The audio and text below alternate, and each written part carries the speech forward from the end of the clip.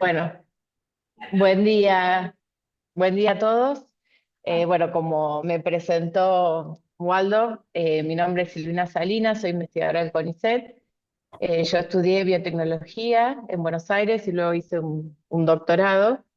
Eh, y bueno, por allá en el 2003, cuando estaba estudiando biotecnología, ya tuve bioinformática porque preveía que iba a ser algo fundamental para todas las disciplinas. Eh, si bien nunca fui bioinformática pura, siempre aplicamos estas herramientas en diferentes etapas de la investigación. Por eso ahora les vengo a contar un poco de docking en particular hoy. Me pueden parar y preguntar y si no se entiende voy a intentar ir despacio por quizás mi acento puede no entender. Eh, a ver.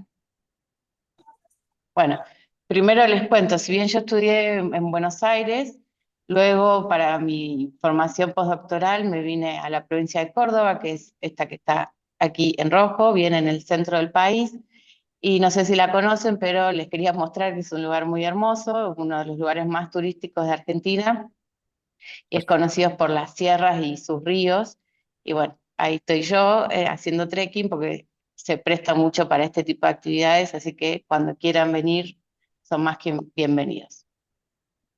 Bueno, ahora sí, vamos a hablar un poco de docking. Esperen que minimizo. Ahí está. Entonces, ¿qué es el docking? No sé si ya lo presentaron anteriormente, pero básicamente es una herramienta de predicción, ¿sí? Que nos va a ayudar a predecir la orientación y las conformaciones. Voy a apagar el video. Ahí está. Y las conformaciones de dos moléculas que están interactuando y poder estimar la afinidad de esa interacción, ¿sí? Básicamente, entonces, lo que vamos a tener es una molécula blanco y un ligando, y el docking, entonces, lo que nos va a predecir es ese modo de interacción. Estas moléculas,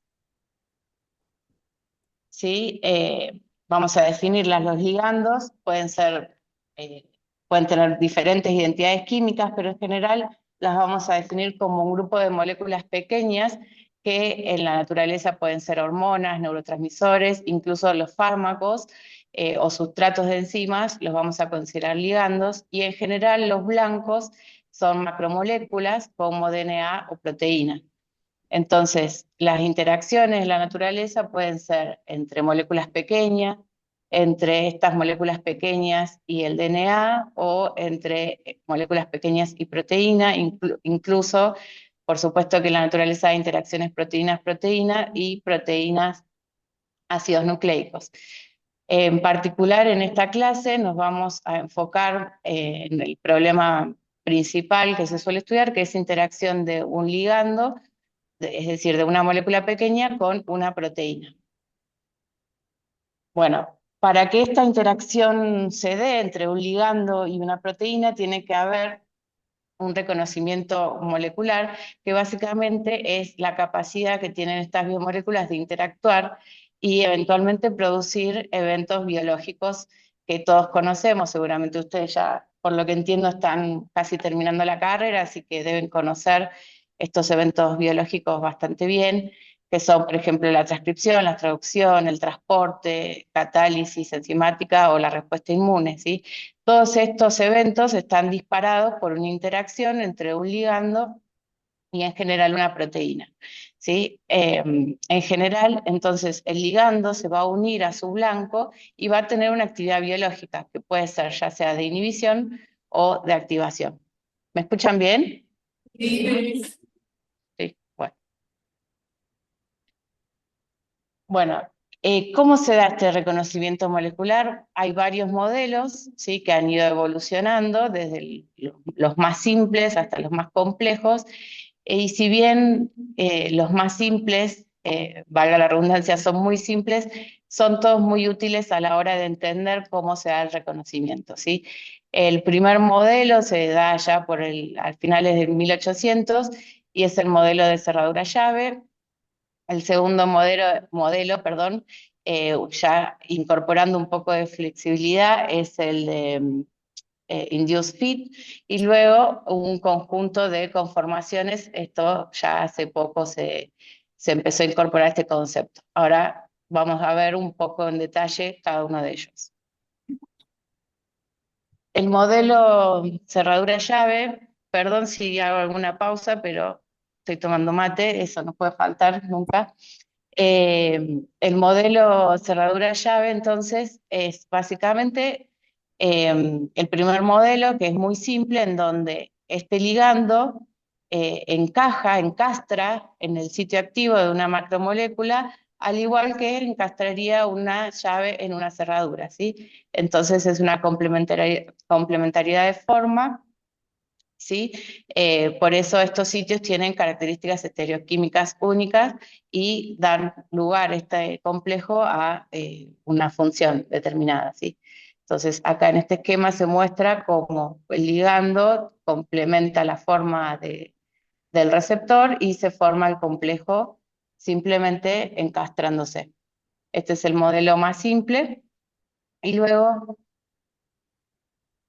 se introdujo el concepto del ajuste inducido, así el induced fit que les comentaba anteriormente, en donde tanto el ligando como el blanco pueden sufrir modificaciones estructurales, conformacionales, para adaptarse mutuamente, ¿sí? Es decir, que cuando están aislados tienen una forma y a medida que esa interacción se va dando, se van adaptando mutuamente para poder encastrarse de forma tal de producir un ajuste óptimo, ¿sí? En estas imágenes queda bastante claro la idea de este modelo. Luego se complejiza un poco más estas teorías y dan lugar a la teoría del conjunto de conformaciones. Sabemos, y bueno, si no lo sabemos se los voy adelantando porque entiendo que lo van a ir viendo en las próximas clases, que todas las moléculas tienen una dinámica importante y en general las proteínas tienen diferentes conformaciones, ¿sí? Entonces, en este modelo se describe que las proteínas tendrían un conjunto de conformaciones preexistentes que estarían coexistiendo y cada conformación tendría una capacidad diferente de unir o no un ligando, ¿sí? Habría una conformación que sea más apta para unir un ligando y otras que no. Entonces, esto se da en un conjunto de conformaciones que se dan en simultáneo, ¿sí? Entonces, todos estos modelos en sí no son contradictorios porque en realidad estamos viendo diferentes partes del proceso de reconocimiento, ¿sí? No hay una regla general, cada proteína con su ligando determinado va a interactuar de una forma en particular, pero es importante tener en cuenta que pueden existir todas estas variaciones al momento de evaluar cómo interacciona un ligando con una proteína.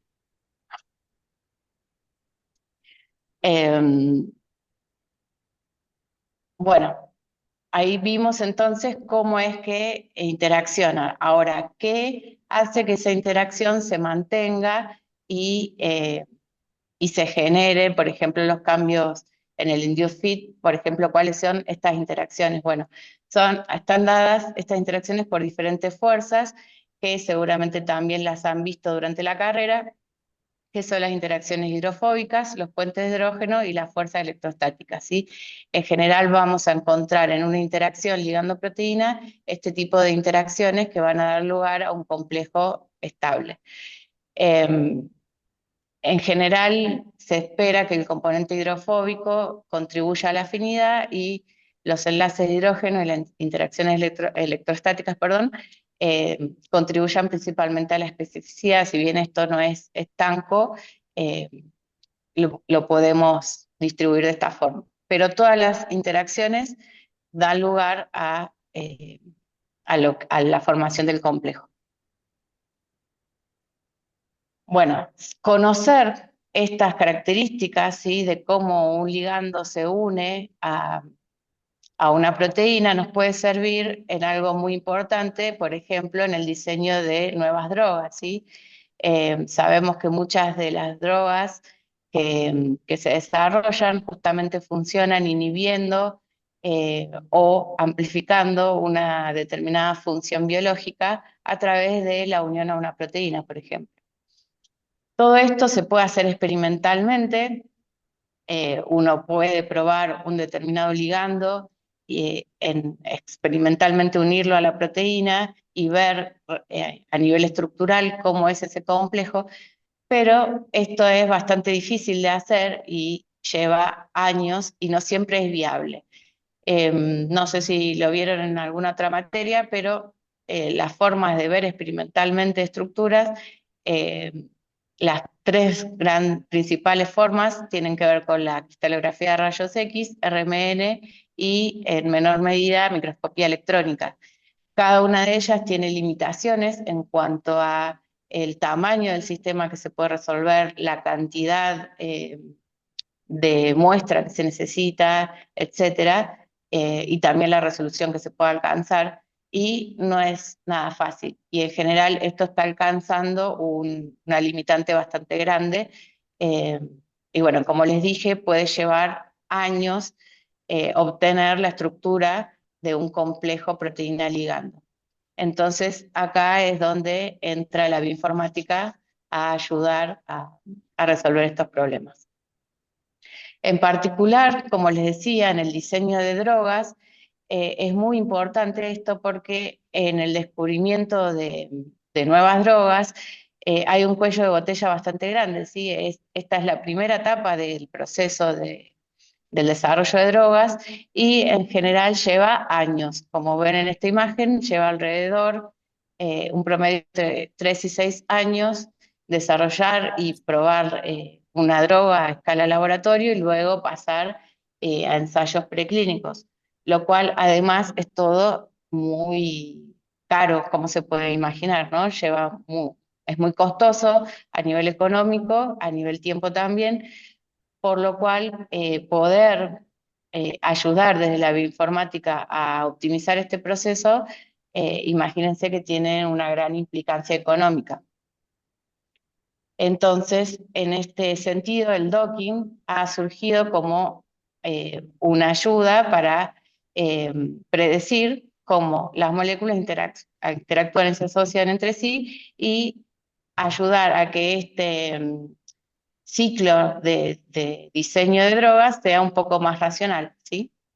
Entonces, ya vamos a ver que el docking, entonces, que recuerden que es la predicción de la interacción de un ligando con una proteína, en este caso, eh, al hacerlo in silico, ¿sí? Nos va a ahorrar un montón de tiempo y un montón de dinero, y a su vez, bueno, es iterativo, ¿sí? Vamos a ir viendo que se puede ir mejorando. Bueno, esto es lo que le decía recién, que entonces hoy en día, actualmente, prácticamente todas las empresas farmacéuticas tienen un sector muy importante de bioinformática para hacer docking y poder eh, detectar nuevas drogas o modificar drogas existentes, ¿sí? Para mejorarlas y optimizarlas. Bueno, resumiendo todo lo que dije acá y volviendo entonces al docking, el objetivo es predecir el modo de unión de un ligando a una proteína que por supuesto tenemos que conocer su estructura, ¿sí? Acá hago un paréntesis, eh, creo que ya vieron un modelado, eh, si bien hay un montón de estructuras que son experimentales y las podemos descargar del PDB, eh, hay veces que nuestro blanco terapéutico o el que estemos investigando puede no tener una estructura experimental resuelta, pero hoy ya tenemos muchas formas de conocer su modelo estructural a través de diferentes técnicas de modelado, como modelado por homología, o bueno, recientemente con la aparición del AlphaFold. Eh, Así que este problema de tener la estructura casi que estaría resuelto. Pero bueno, entonces, como definición vamos a definir una pose, ¿sí? La pose vamos a llamar a la geometría de un complejo en particular, que nos va a definir tanto la configuración y la orientación relativa de las moléculas del ligando y del receptor, ¿sí? En general, no siempre, bueno, esto es un poco también una idea mía, no sé si el profe está de acuerdo, pero no siempre los programas de docking son capaces de predecir la solución correcta, ¿sí? Pero van a ayudar bastante a limitar todas las posibilidades que tenemos, ¿sí? De todas formas, siempre hay que validarlo y nunca perder de vista, al menos desde mi opinión, el ojo biológico, ¿no? No es solo un problema computacional, sino que por esto es bioinformática y tenemos que siempre tener en cuenta eh, el ojo biológico para entender el funcionamiento de esa interacción, ¿sí? Y el posible cambio de la función en ese complejo. Bueno, vamos a empezar entonces un poco más en detalle las diferentes formas de hacer docking. Hay docking que involucran métodos de simulación computacional, que en esta clase no voy a entrar en detalle, ya creo que lo van a ver en las próximas clases, algo de simulación y van a darse cuenta en cómo se podría aplicar en el docking. Y la mayoría de los métodos que voy a hablar ahora no involucran simulación, sino que explotan el concepto que vimos anteriormente de complementariedad molecular, ¿sí? Entonces, vamos a evaluar tanto la complementariedad de forma, ¿sí? Cómo acoplan la forma de estas estructuras, como la complementariedad físico-química, ¿sí? Em, Básicamente, y estas interacciones van a estar dictadas por la energía del sistema. ¿Sí? El complejo formado va a tener una energía potencial menor que las partes aisladas, ¿sí? Eso es lo que hace que justamente el complejo se una. Esto es lo que les decía anteriormente, acá se ve gráficamente que entonces el docking, ¿sí? Que en español lo van a ver muchas veces como acoplamiento, no sé si hay otra palabra mejor, profe, pero si no, lo van a ver en esta presentación como acoplamiento. Eh, entonces, lo que vamos a buscar es un complejo ligando proteína que minimice la energía del sistema, así que tenga la menor energía. Bueno, y como les conté un poco, y seguramente saben, y si no lo ampliamos un poco más aquí en esta diapositiva, las proteínas y los ligandos, por supuesto, también tienen flexibilidad, tienen una dinámica intrínseca, ¿sí? Em, entonces, hay formas de hacer docking, de contemplar esta flexibilidad y no contemplarla. En orden de complejidad, si no tenemos en cuenta esta flexibilidad y asumimos que tanto el ligando como la proteína son objetos rígidos, ¿sí? Eso sería la forma menos compleja de evaluar el sistema. Y luego podemos ir incorporando complejidad, por ejemplo, considerando la flexibilidad del ligando o la de la proteína, y lo más complejo sería tratar en el sistema tanto a la proteína como al ligando como flexible, ¿sí?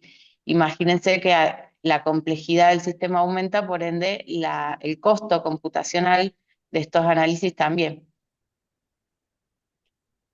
Bueno, vamos a empezar por el más fácil, que es el docking rígido, ¿sí?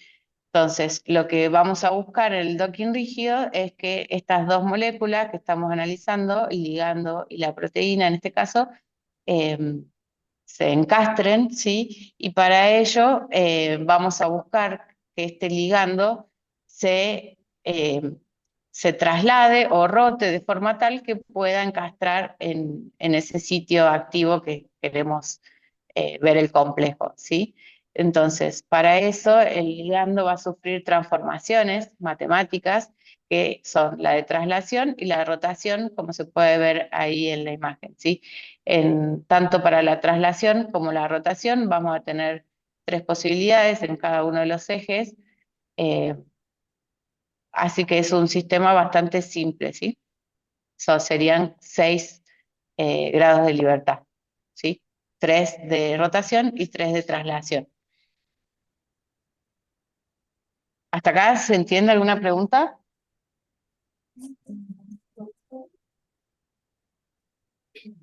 Bueno, sigamos. Adelante.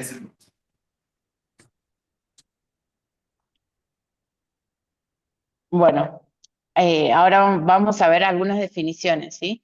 Entonces, los métodos de docking los podemos dividir, además de rígidos o flexibles, también en función de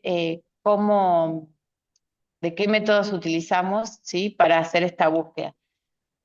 Hay dos enfoques principales que uno lo que va a hacer es buscar entonces la complementariedad, ¿sí? Que es decir, esta coincidencia que dijimos que está basada en estas características de forma y físico-químicas, y el segundo método, el segundo enfoque, va a explorar espacios de búsqueda, ¿sí? Guiado por una función de puntuación. Ahora vamos a ver un poco más qué significa esto. Este enfoque, entonces, de búsqueda por pasos, ¿sí? Va a buscar un montón de soluciones posibles con el fin de encontrar, entonces, la solución óptima. A cada, a cada arreglo que genere el sistema lo va a puntuar, ¿sí? Para evaluar la calidad de cada arreglo. Eh, entonces, en el caso del enfoque rígido, ¿sí? Lo que va a optimizar son las geometrías, ¿sí? Los ángulos de rotación y los de traslación, ¿sí? Y a cada posicionamiento diferente que se obtenga lo va a puntuar. Eso sería la búsqueda por paso, ¿sí? Va generando un montón de geometrías y las va puntuando. Esta búsqueda, ¿sí? De geometría puede ser exhaustiva o estocástica. ¿Qué quiere decir exhaustiva? Que va a buscar eh, todas las formas posibles, ¿sí? Que tenga de transformarse ese ligando de forma tal de maximizar la complementariedad de la superficie. Imagínense que hacer esto dependiendo del tamaño del sistema, es muy costoso computacionalmente y no puede aplicarse para sistemas moleculares que sean muy grandes. En ese caso se van a usar métodos que se llaman estocásticos, ¿sí? Que básicamente son más aleatorios y no buscan absolutamente todas las configuraciones, sino que van buscando aleatoriamente. En el caso de métodos exhaustivos, o sea, para cada uno de estos métodos hay un montón de enfoques, de formas de hacerlo. Solo voy a mostrar uno como para que se den una idea de cómo se hace, eh, que se llama cuadrícula mapeada en español. Eh, sí, creo que sería esa la traducción más correcta. Entonces, en este caso lo que se hace es introducir al receptor y al ligando en una cuadrícula, ¿sí? Que básicamente es una red tridimensional de puntos que están espaciados regularmente y eso se puede también ajustar. Y entonces lo que se hace es se precalcula las propiedades físico-químicas en cada punto y están listas para ser utilizadas, ¿sí? Cada una de estos puntos. Y el ligando también se coloca en una rejilla, en una cuadrícula, y se va modificando su orientación, como dije anteriormente, a través de rotaciones o traslaciones que van modificándose a cada paso, y lo que se va midiendo es la complementariedad de forma, buscando los voxeles. No sé si conocen el concepto de voxeles, sería como píxeles, pero en volumen, alguna cosa así.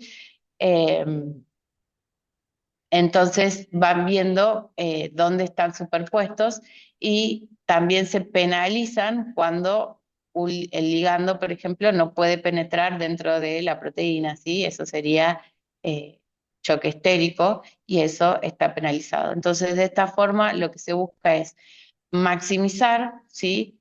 La complementariedad de forma a través de los contactos de la superficie entre las dos moléculas y se penaliza entonces la penetración del ligando en la proteína. Y a través de esto se va puntuando todos los posibles complejos de todas las combinaciones que se ensayen.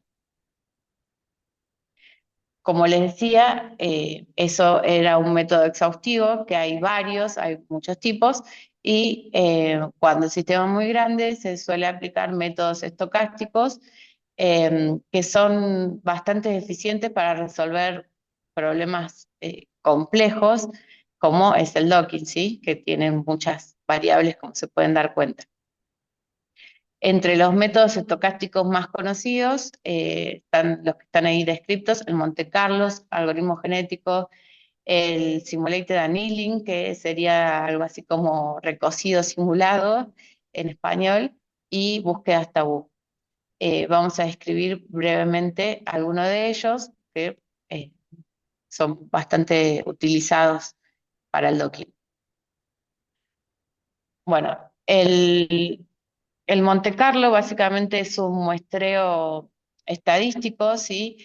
En donde se hace un movimiento aleatorio en cada paso y luego se hace un cálculo de la energía. Ya más adelante vamos a ver de qué se trata este cálculo de energía. Eh, y en función de ese cálculo, de esa evaluación energética que se acepta o se rechaza el paso y de esa forma se itera ¿sí? Estos movimientos hasta encontrar la mejor configuración del sistema. Eh, a mayor cantidad perdón, eh, sí, a mayor cantidad de movimientos aleatorios, obviamente mayor cantidad de probabilidades de encontrar la mejor solución.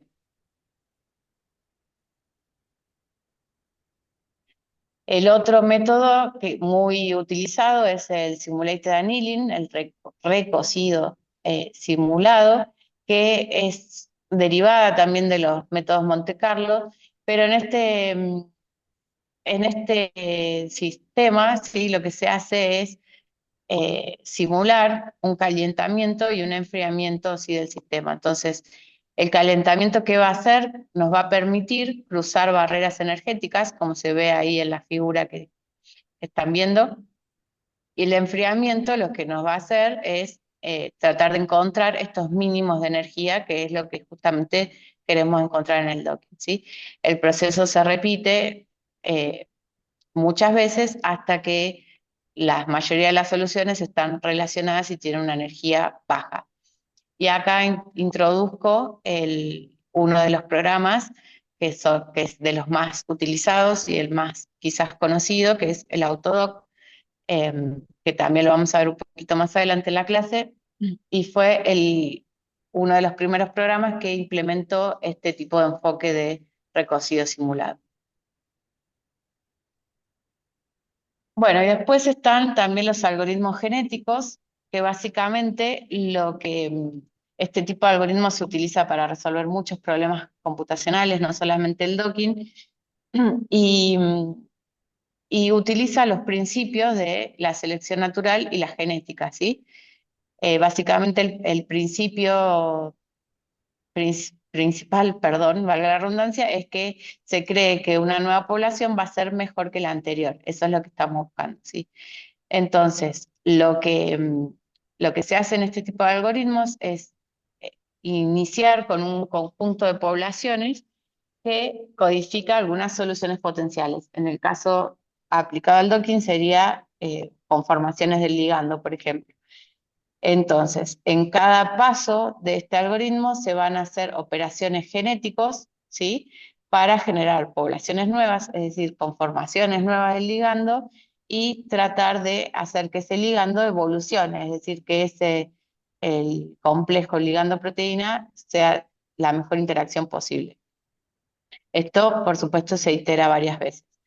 Entonces, lo como se ve en la figura, se inicia este tipo de algoritmos con poblaciones al azar, ¿sí? Es decir, con conformaciones de ligando al azar, y luego se busca cuál es el de menor energía y luego se seleccionan, ¿sí? Con una función de puntuación, que en este caso nos va a evaluar la energía de unión, y se va a crear una nueva generación.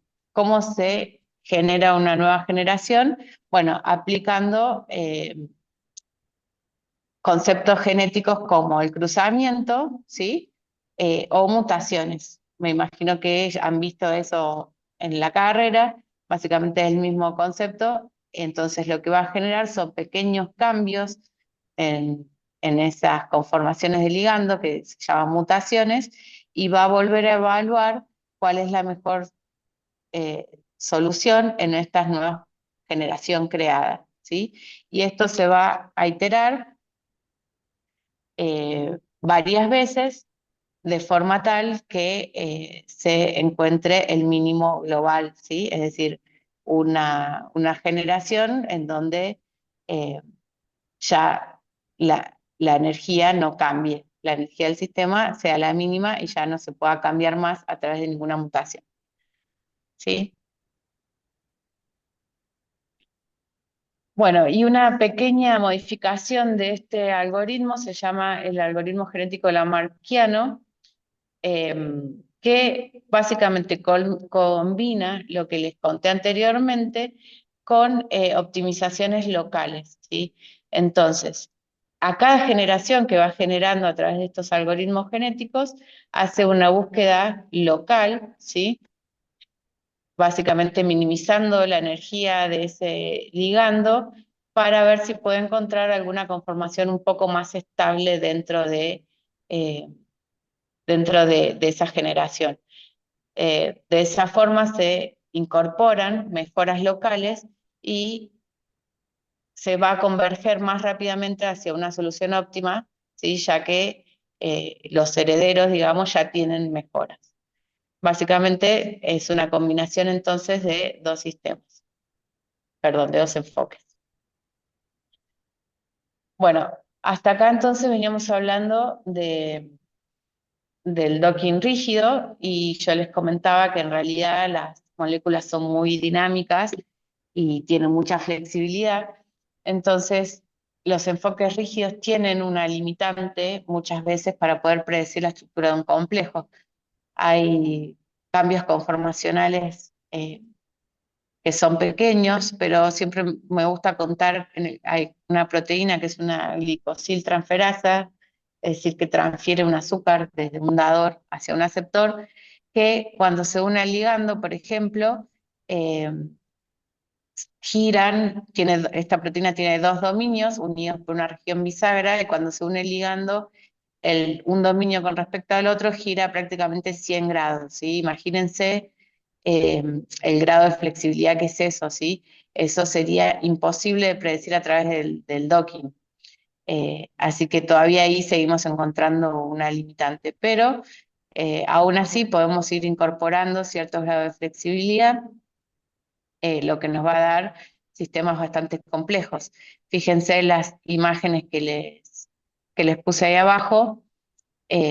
Cuando incorporamos cambios conformacionales, además de la traslación y la rotación, ¿sí? Y estamos incrementando muchísimo el número de parámetros a optimizar, ¿sí? Por ejemplo, si para el docking rígido tenemos 6 parámetros a optimizar, en el caso de una interacción ligando-proteína, tenemos alrededor de 1500 parámetros a optimizar. Entonces, es eh, un sistema bastante complejo y para ello se han introducido diferentes algoritmos que aproximan este problema para intentar reducir estas dimensiones, ¿sí? Y poder hacerlo sobre todo en un tiempo razonable de cálculo. Em, bueno, lo más fácil, como les conté anteriormente, es introducir la flexibilidad del ligando, ¿sí? Entonces, además de la rotación y la traslación, las moléculas, perdón, los átomos de los enlaces, perdón, de los ligandos pueden girar libremente, ¿sí? Y de esta forma pueden generar puentes de hidrógeno, por ejemplo, o interacciones hidrofóbicas que si lo dejamos rígido no lo podrían hacer, ¿sí? Y muchas veces introducir esta flexibilidad en el ligando hace mucha diferencia entre encontrar un compuesto que sea muy poco activo a muy activo, ¿sí? Desde el punto de vista del docking. Entonces, es muy importante contemplar este tipo de torsiones en las moléculas pequeñas. Ahora, ¿qué pasa con las proteínas? Las proteínas son mucho más grandes y tienen varios sitios de flexibilidad, ¿sí? Entonces, es un problema, como les dije, bastante difícil que involucra muchísimos grados de libertad para analizar y incorporar el 100% de la flexibilidad no es muy factible a nivel computacional, al menos, como les dije, en un tiempo razonable. Entonces, hay varios enfoques. El más simple, si se quiere, eh, es una especie de pseudo flexibilidad en donde en el momento del docking se permite, por ejemplo, ciertos choques estéricos entre el ligando y la proteína, ¿sí? De forma tal que se asume que algunos de esos componentes pueden ser flexibles, ¿sí? Eso es una forma bastante simple de contemplar cierta flexibilidad y engañar, dicho de alguna forma, al sistema, ¿sí? Después, imagínense que a su vez podemos incorporar la flexibilidad de las cadenas laterales de cada aminoácido de la proteína. Después tenemos también la flexibilidad del backbone, ¿sí? De la cadena principal de una proteína y, como les dije, también de los dominios. Hay movimientos relativos de dominios, ¿sí? Entonces, esto es un problema eh, bastante complejo de abordar. Cada vez hay más estrategias, pero todavía no está del todo resuelto. Bueno, como les dije, entonces el docking se puede utilizar o se utiliza mucho para el diseño de drogas eh, o para evaluar, modificar una determinada droga. Y el ligando, o sea, ya sabemos que las estructuras de las proteínas las podemos, por ejemplo, descargar del PDB, pero también tenemos bibliotecas, ¿sí? Que podemos descargar una, ¿sí? Librería de ligandos que nos van a servir, por ejemplo, para hacer screening virtuales, ¿sí? O cribados virtuales. Eh, entonces, en este caso, lo que se hace es hacer docking de todos los compuestos de una biblioteca, ¿sí? De ligandos y evaluar cuál tiene más afinidad por un determinado blanco, ¿sí? Eso, por ejemplo, se usa mucho para detectar posibles nuevas drogas, ¿sí? Eh, entonces, si bien tiene una precisión menor, porque imagínense que es como hacer muchos docking en simultáneo, podemos evaluar muchas moléculas al mismo tiempo, lo cual tiene aplicaciones muy interesantes. Para otra cosa que se utiliza el docking, además de para diseños de nuevas drogas, es también para poder, para ayudar a los químicos sobre todo a modificar drogas existentes o fármacos existentes y que mejoren la actividad, ¿sí? Entonces, como se muestra en la figura, por ejemplo, si uno tiene una droga que sabemos que tiene una determinada actividad y una determinada afinidad en un complejo, ¿sí? Uno puede cortar in sílico, ¿no?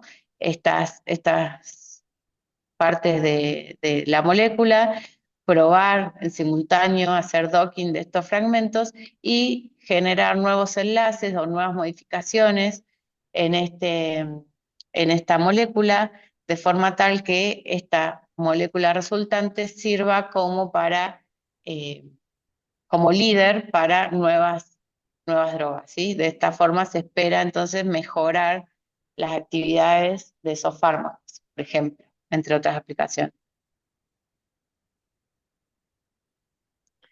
Bueno, en cuanto a los programas, ya les nombré el Autodoc, porque bueno, es el más importante, pero hay un montón, y como pueden ver en esta línea de tiempo, están hace bastantes años, ¿sí?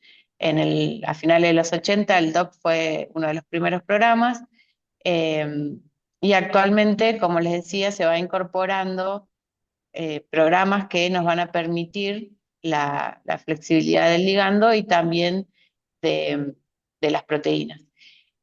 Si bien la mayoría de los programas andan muy bien para buscar, ay, perdón, eh,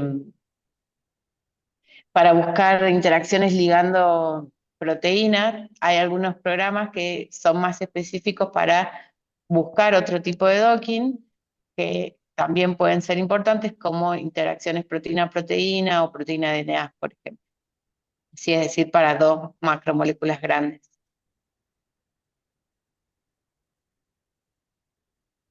Bueno, entonces ya dijimos varias veces que estos sistemas entonces van a buscar a través de diferentes enfoques la forma de interacción de este ligando con el aceptor y lo van a evaluar. Bueno, ¿cómo se evalúan? A través de métodos de puntaje, ¿sí? De scoring. Entonces, estos métodos tienen como objetivo justamente evaluar la calidad de los complejos y van guiando a los diferentes algoritmos a través del proceso y en la toma de decisiones de los pasos a realizar, ¿sí? Eh, entonces, entender el scoring es bastante fundamental para poder obtener resultados de buena calidad.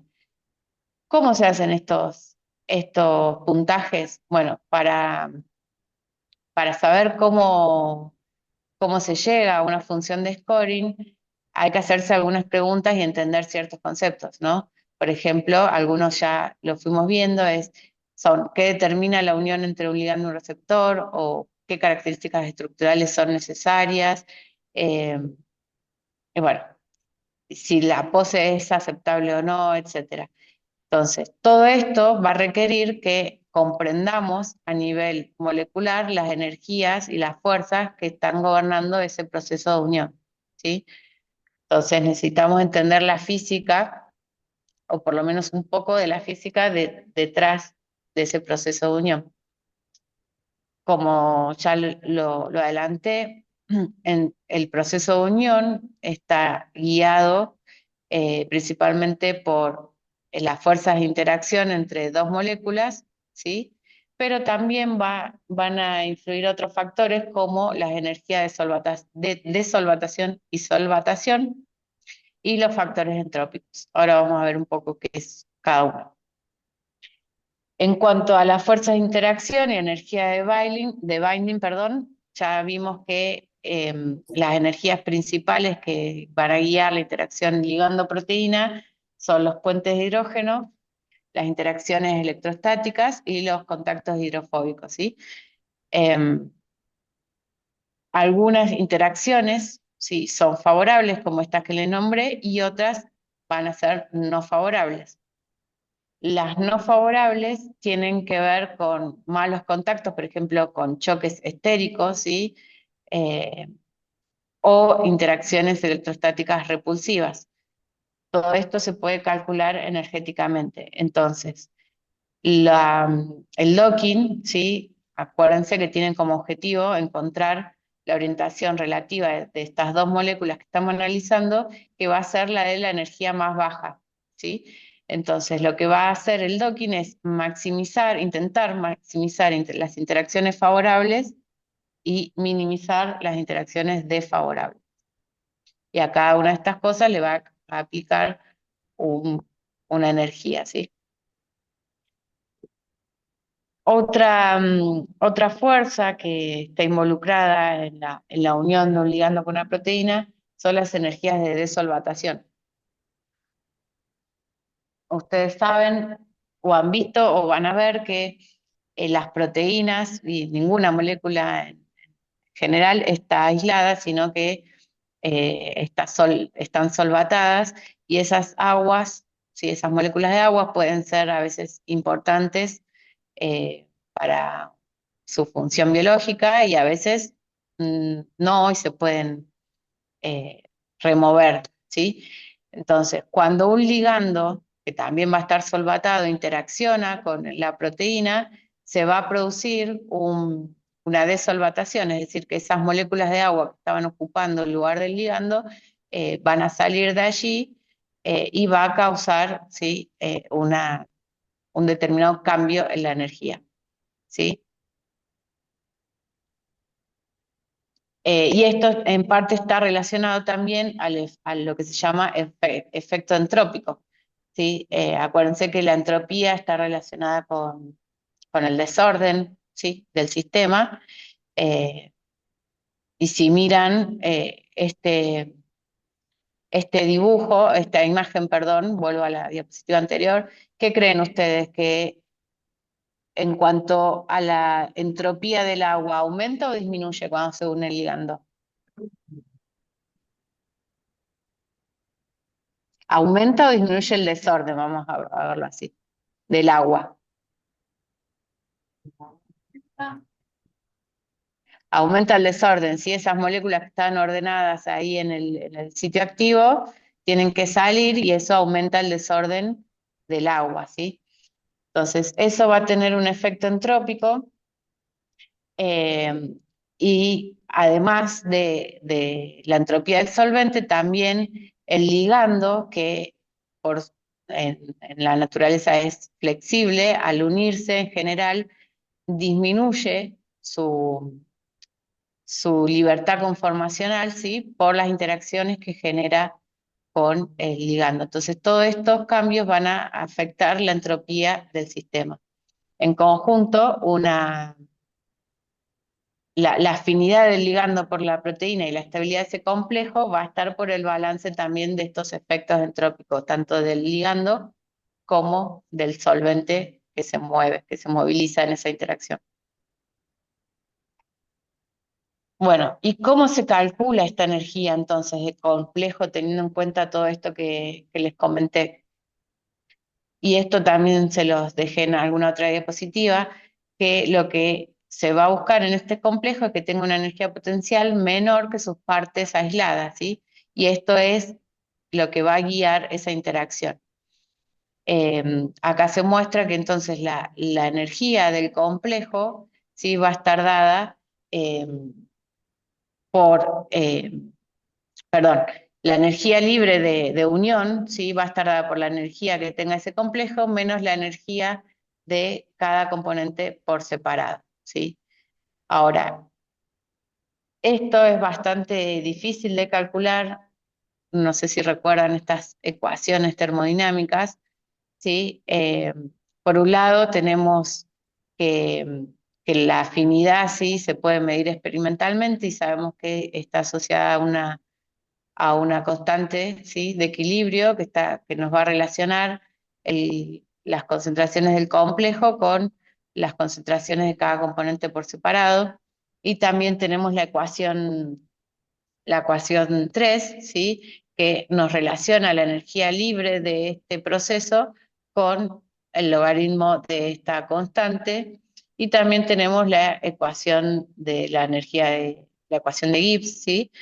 eh, y en donde incorporamos estos conceptos de entalpía, que la entalpía está más relacionada a las interacciones, y la entropía, que está más relacionada al desorden, ¿sí?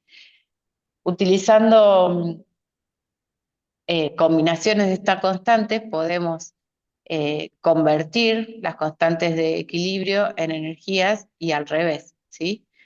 Entonces, basándose en estas ecuaciones, se realizan los cálculos en las diferentes aproximaciones de docking.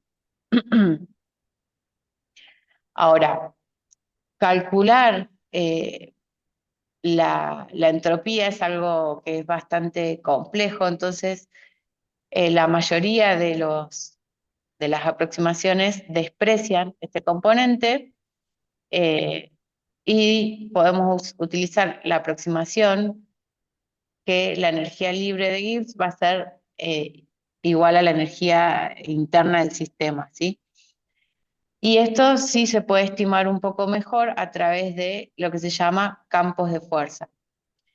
¿Qué son los campos de fuerza? Bueno, se asume, ¿sí?, que los átomos van a sentir unas fuerzas y que la energía del sistema va a estar relacionada con estas fuerzas, y se puede describir todas estas interacciones, ¿sí?, en campos de fuerza, y va a ser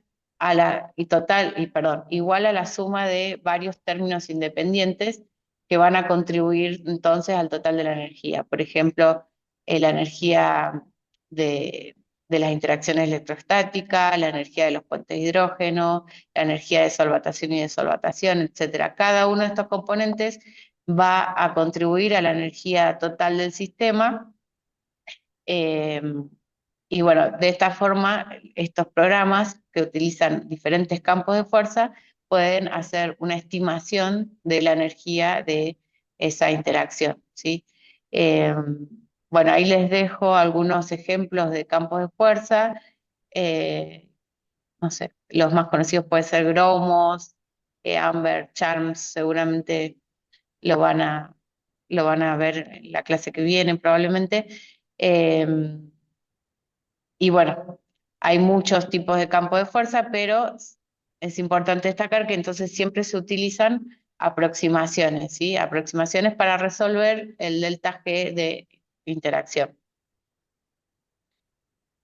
Como venimos de hora, bueno, quedan unos minutitos.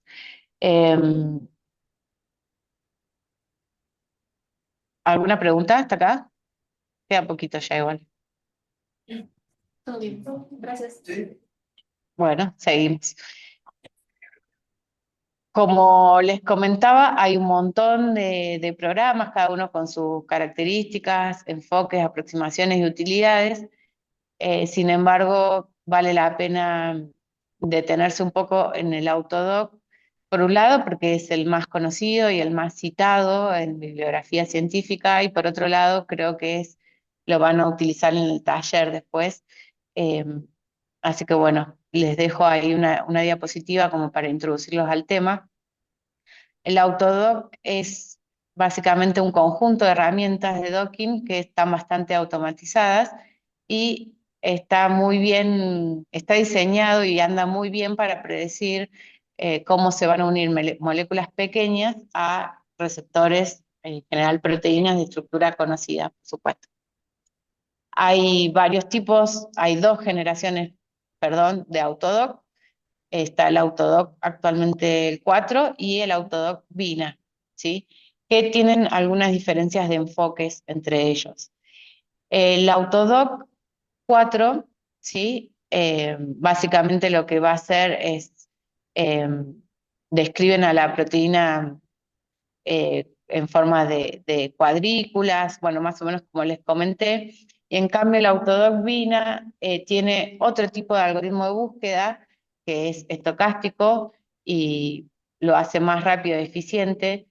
Y en este caso, no sé si lo dije anteriormente, bueno, que el Autodoc funciona eh, con GA Lamarckiano y el Autodoc Vina hace enfoques de recocido simulado, ¿sí? Y además, la diferencia entre estos dos distribuciones de Autodoc es, la diferencia principal, perdón, está en el método de scoring, ¿sí? El Autodoc usa un modelo de energía libre más complejo y detallado, y Autodoc utiliza otro modelo de scoring bastante más simple, pero que lo hace muy eficiente. En un trabajo comparan la eficiencia a través de diferentes formas de evaluar entre el Autodoc 4 y el Autodoc Vina, ¿sí? Son los mismos desarrolladores, pero ellos dan la opción de usar cualquier distribución. Y por ejemplo, en este gráfico lo que se ve es cómo varía el RMCD, no sé si saben lo que es el RMCD. El RMCD es una forma de comparar estructuras, ¿sí? Cuanto más grande sea ese valor, más diferentes van a ser esas estructuras. Mide distancias entre posiciones de átomos, básicamente. Entonces, en este caso lo que comparan es las conformaciones predichas, ¿sí? Por cada una de estas distribuciones con las experimentales, y lo que muestra, lo que se ve es que el autodoc suele tener RMCDs más grandes que el autodoc Vina. Fíjense que el autodoc tiene muchas cruces por encima de 4, 6, 8 y el Vina no, ¿sí? Esto quiere decir que el RMCD, el autodoc, si bien funciona bien, suele tener más diferencia con lo que después se obtiene experimentalmente, ¿sí? Eso es lo que quiere decir este gráfico. Acá, el de acá abajo, se muestra más o menos lo mismo, pero se introduce otra variable más, que es las, las, las- los enlaces, ¿sí? Que se pueden rotar de esos ligandos, y lo mismo, se ve que en rojo es el autodoc y en verde es el VINA, ¿sí? El VINA suele dar RMCD más bajos, es decir, que predice mejor lo que después se ve experimentalmente, ¿sí? Y otra ventaja del autodoc Vina tiene que ver con el tiempo. En esta imagen, bueno, me faltó el eje, bueno, esto es minutos, ¿sí? Fíjense que, por ejemplo, para una determinada tarea, el autodoc tarda todo este tiempo en minutos y el autodoc Vina muchísimo menos, ¿sí? Así que la mejora con respecto al tiempo es bastante grande, ¿sí?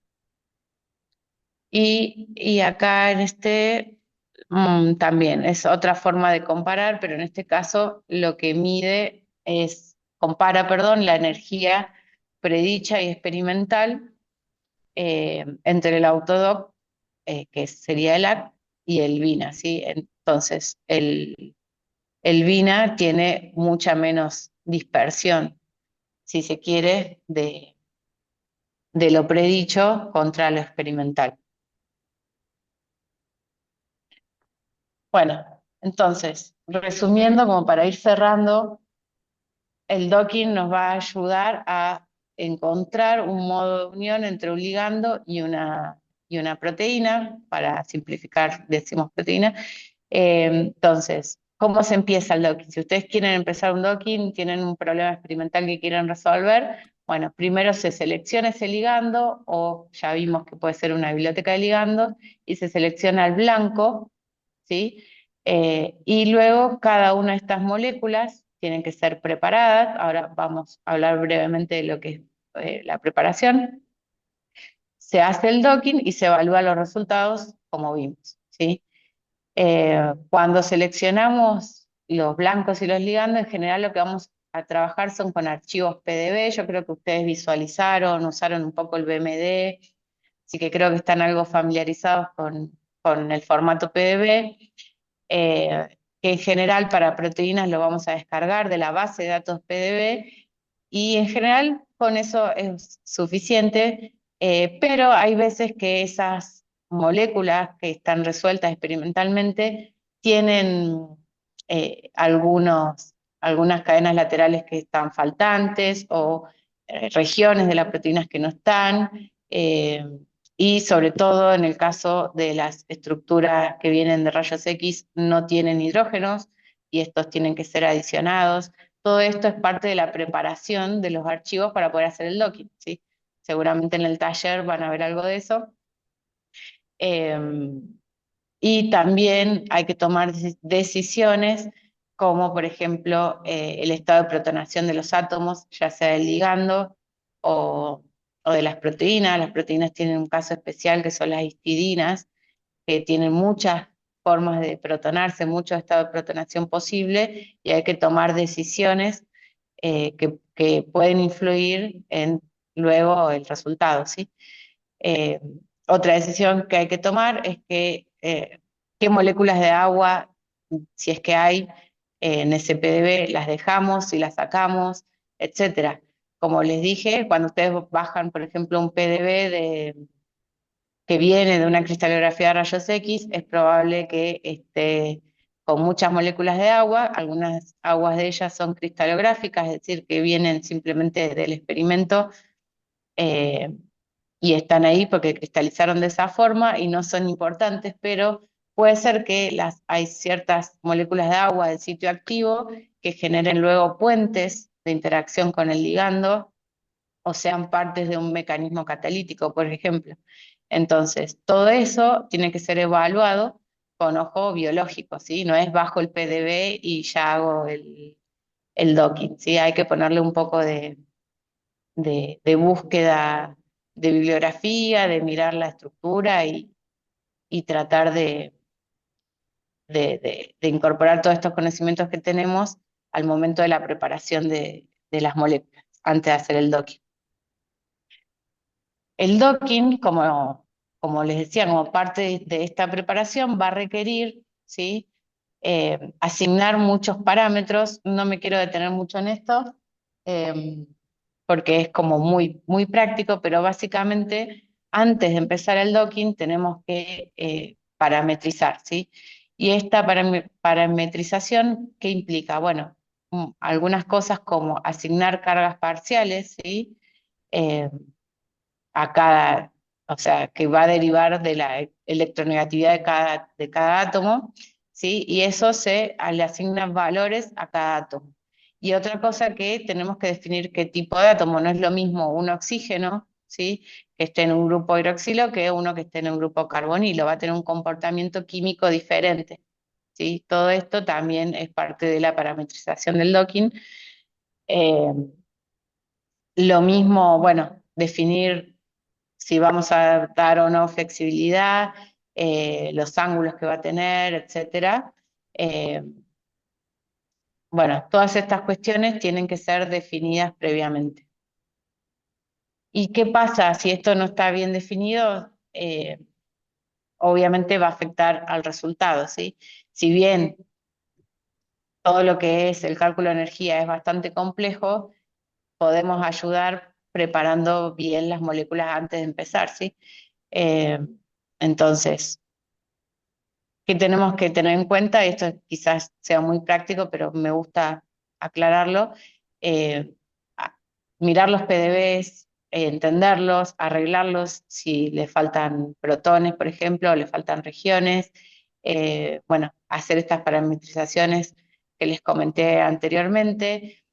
Tener en cuenta que no todos los programas y no todos eh, no hay una sola forma de parametrizar, entonces si vamos a comparar resultados de docking, tenemos que saber cómo se parametrizó anteriormente. Eh, bueno, también hay una minimización de energía que se suele hacer, ya lo van a ver seguramente también, y, eh, y visualizar los archivos, porque a veces uno empieza a modificar el PDB y hacer todas estas cosas y después los programas a veces introducen ciertos errores, ¿sí? Que nos vamos a dar cuenta solamente cuando los vemos. Nos van a generar, no sé, hay veces que uno abre uno de estos archivos y ve un enlace de una cosa que está, no sé, a 50 angstrom de otra, ¿sí? No tiene sentido físico. Entonces, revisarlo siempre es una buena práctica también. Eh, bueno, ya casi termina la clase, no me quiero extender mucho. Y solo les dejo, me gusta dejarles esto, que es un link a una página en donde en el caso particular del diseño de drogas se muestra cada etapa posible del proceso, ¿sí? Y si entran ahí en cada una de estas etapas o de estas partes de los procesos, les va a dar un hipervínculo en donde les va a abrir un montón de herramientas en cada una. Muchas de ellas son online, otras no, muchas son cajas negras. Bueno, hay de todo, como ya se imaginan, pero bueno, pueden chusmear, perdón, no sé cómo se dice ya. Pueden husmear sería, a ver a ver qué encuentran ahí. Seguramente van a encontrar muchas herramientas interesantes. Bueno, eso es todo. Espero que se haya entendido algo. Disculpen si fui muy rápido. ¿Consulta? No. Más claro va a quedar, digamos, en el práctico. En el práctico del jueves y viernes vamos a ver Autodoc y Mina. Para hacer un docking, no creo que hagamos docking flexible, no nos va a alcanzar el tiempo, pero sí usar esos dos programas en cuanto va a quedar las energías de unión. Así que, Silvina, gracias por la presentación. Gracias por la invitación. Dándose bien.